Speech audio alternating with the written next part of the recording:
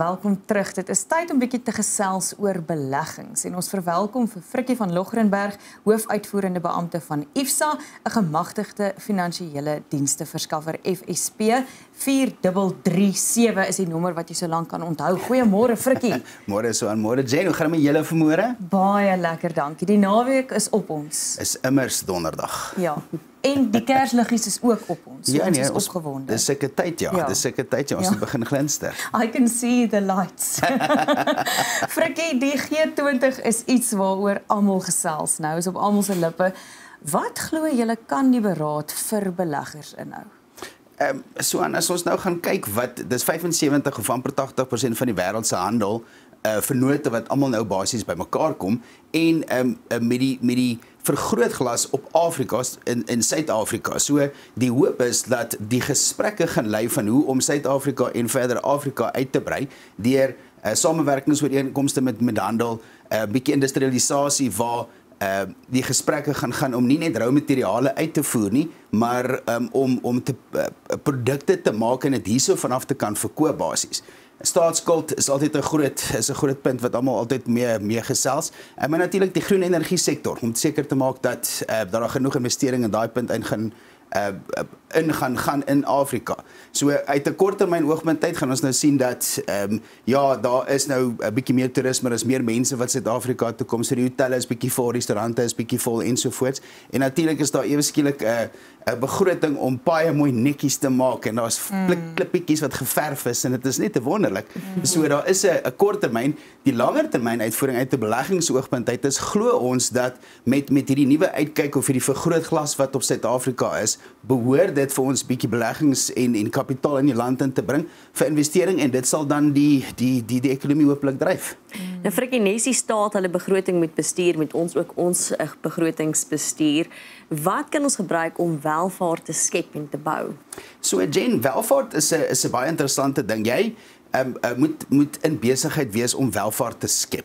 Jy moet as jy werk vir 'n salaris, dan moet jy spaar. Daar's so sekere konsepte wat daai een is. Jy moet jou strategie bymekaar sit met jou omgewing, maar of wat jou toerusting is, laat ek so sê. Maar daar's twee spesifieke punte. Bateklasse. Jy moet in bateklasse investeer wat groei, wat regtig werklik waar groei, eiendom, aandele, daai tipe van ding. Kontant vir my is nie 'n belegging nie. Dis een ding wat 'n mens moet nou hard en duidelik sê. Kontant is nie 'n belegging nie, kontant is 'n ruilmiddel. So om geld in die bank te belê is nie welvaartskepping nie. Dis iets wat dis 'n ruilmiddel. En natuurlik tyd. Mense dink jy het nie genoeg tyd of jy staan op aftrede, jy kan nie nou kanse vat nie, jy kan nie nou belê nie, maar jy het nog 20 jaar teoreties totdat jy nou sê tata. So daar's 'n tydelement tot die ding. So regte bateklasse en die timing is jy moet maar tydsberekening hê. Frikkie, almal wil finansiëel onafhanklik raak. Hoe kan 'n goeie beleggingsstrategie of 'n plan my help om onafhanklik te raak finansiëel? Die plan is baie belangrik. As jy net vat die konsep ek wil aftree eendag. Dit help regtig nie. Jy moet gaan uitwerk wat jou posisie is. Wat het jy tot jou beskikking en wat het jy nodig vorentoe? Watse risiko's moet jy implementeer? Hoe jy dit moet hoe dit bestuur moet word. Jy moenie wegskram daarvan nie. En dis beter om te weet as om te wonder. So ons dra altyd ons bekommernisse op aan die liewe Vader, maar jy moet ook verantwoordelikheid vat en seker maak jy kry jou planne in plek. Ja, en ons praat nou van daai planne, nee. Watter aspekte behels so 'n plan? Of as ons nou na my adviseur toe gaan, daarmee gaan sels met my adviseur, wat moet ek weet? So onafhanklikheid is baie belangrik dat 'n mens werklik waar die wyeer prentjie kyk en seker maak jy kry die beste. Jy weet wat se kapitaal jy heidaglik het, jy ken jou posisie, jy weet waar jy wil uitkom. So nou moet jy gaan bereken hoe gaan ons nou die konstruksie van jou portefeulje doen of jou plan bymekaar sit? Watse bateklasse, watse fondse gaan praat tot hierdie bateklasse en gee jou die beste kans om die minste risiko moontlik by jou doelwit uit te kom. So daai plan word baie mooi uiteengesit vir 'n persoonlike situasie. Wat van iets soos belasting en koste? Wat se rol het dit op my beleggingsplan? So dit is asof jy nog 'n rooi kaart en 'n geel kaart weer eens op dieselfde tyd kry. Dis daai tipe effek, tipe effek. Dis 'n situasie waar belasting en kostes is twee van die dinge wat jy relatiewe beheer oor het. So jy kan werk binne perke hoe om dit uiteen te sit, maar as jy dit nie bestuur nie, dit kan 'n enorme groot situasie uiteensit. Dit kan letterlik, jy dink jy kry 8% groei, as jy belasting uitwerk kry jy net 5% groei. Dit kan 'n groot verskil maak. So dis twee van die konsepte wat jy beheer, wat jy regtig kan bestuur, laat ek so sê.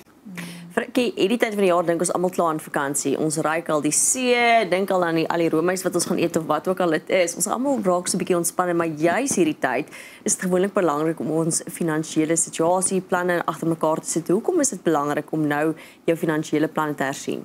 So Jen, as 'n mens gaan kyk na die groter ekonomiese of finansiële omgewing waar ons heidaglik is, markte is baie hoog. So dit is 'n goeie tyd om bietjie te herbalanseer en seker te maak jy vat bietjie winste ensovoorts, maar dis maar 'n tydsberekening ding nou. Almal dink, ag nee, ek is so besig, ek kan nie nou na my goed te kyk nie, maar as jy weer oë uitvee, dan is Desember hierso, dan is Januarie klaar verby, dan is die jaar verby. Dan weet jy nie wat die netto effek, hoe lyk jou belastingssituasie, jy weet nie hoe lyk jou beplanning nie, en jy gaan altyd onrustig wees want jy moet seker maak jou punte, dis die regte ding om te doen. Ja. Seker maak jou dingetjies is reg dat jy kan op vakansie gaan en jou cash budget mooi bymekaar sit. Ek het in die week met 'n persoon gepraat uit Springbok van alle plekke. En ons het goedjies deurgestuur. Hulle het gesê, "Oeg nee, baie dankie, maar hulle sal eers in die nuwe jaar kyk." Sê ek vir hom, op jou miljoen rand wat jy belê, mis jy nou uit op R4.500 per maand totdat ons nou bymekaar uitkom. Toe sê hulle, "Oké, boek maar jou vliegtuigkaartjie, ons sien julle volgende week." Jy praat van die netto-effek. Wat is dit? So die netto-effek is, wat bly oor nadat alles wat 'n effek op die belegging kan hê, het dit gedoen. So immers is dit uit die aard van die saak is dit kostes. Dit is belasting. Dan het jy nou jou netto bedrag wat jy nou per maand of per jaar wat jy daar uitkry, maar wat jy ook moet byreken is inflasie.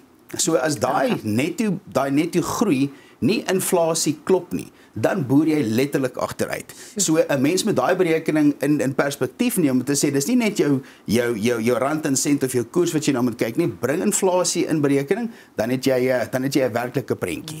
Kan ek hierdie konsep ook op my boedel toepas? Ja. Definitief, want daar's beredderingskostes wat 'n koste implikasie het, en dan het jy twee tipes belasting ook wat jy ook moet bestuur. Een is boedelbelasting en die ander een is kapitaalewins.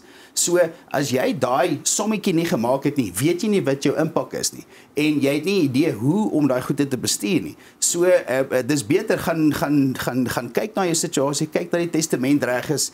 Dit is 'n verantwoordelike ding om te doen, en weer eens as jy jou pad na welvaart begin by jou testamentêre beplanning. Frikkie, wat maak IFSA en julle netwerk van onafhanklike adviseurs se benadering anders wanneer dit by die tipe berekening kom? So dit is 'n interessante konsep. Juist die punt van inflasie. Elke persoon het sy eie inflasiesyfer, glo dit of nie, want Jen se mandjie en my mandjie en jou mandjie lyk anderste, want dis waarop jy jou geld spandeer. Nou, dis die algemene ekonomie of aanvaarde inflasiekoers is tussen 3 en 6%, wat die doelwit nou basies is. Maar as jy mooi gebreken wat al jou pakkie goed duurder maak of duurder word elke jaar, dis bietjie meer as dit. Dis nader aan hier aan die 9%, 9,5%. As jy net gaan kyk wat dit jou mediese fonds premie verhoog en jou korttermynversekering, jou erfbelasting en jou koste van krag, en dan natuurlik jou vleis en rooi wyn, dit word ook duurder, maar dit is bietjie hoër, en dit is hoe ons die berekeninge op staanspoor maak vir 'n persoon, is jy gaan bietjie dieper in, delf bietjie dieper, en jy kry daai onafhanklike daai persoon se eie inflasiesyfer, en dan maak jy 'n berekening om te sê, hoor hierso, jy dink jy moet 10% kry, jy moet eintlik 12% groei kry om jou situasie te verbeter. Ja. Frikkie het nou so mooi gepraat oor belangrike punte wat ons aan moet dink, veral nou voor die vakansie aanbreek, ons altyd ons planne moet hersien, want dit is belangrik om dit nou te doen, sodat ons nie die R4.500 verloor op ons belegging nie. Hoe maak ons kontak met julle onafhanklike adviseurs? So baie eenvoudig, SMS die woord kontak na 48422, dan staan ons reg om te hoor waar ons moet kuier. En onthou, die belasting moet afgetrek word, die kostes moet afgetrek word en inflasie moet geklop word. Is dit 'n goeie Jy opsomming? moet asseblief saamkom werk. Maar jy het so mooi verduidelik, hoor. Dankie, Dan Swaai. kan ek maar 'n goeie leerder wees. Baie dankie Frikkie. En om direk met IFSA te gesels, SMS die woord kontak nou na 48422. SMS'e kos R1.50 BSV's geld en IFSA is 'n gemagtigde finansiële diensteverskaffer. FSP 4337, maar die SMS-nommer wat jy nou moet onthou is 48422 en die woord is kontak. Doen dit sommer nou voordat jy vergeet.